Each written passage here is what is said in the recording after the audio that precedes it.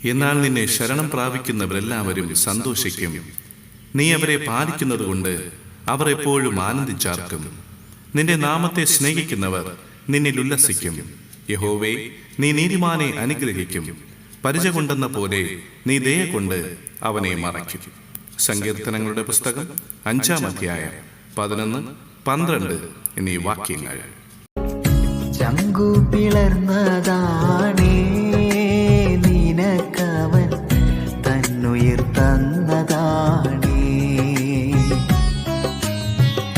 ചങ്കു പിളർന്നതാണേ നിനക്കവൻ തന്നുയിർ തന്നതാണേ. നോവിനുലയിൽ പ്രിയ പ്രാണനുലഞ്ഞപ്പോൾ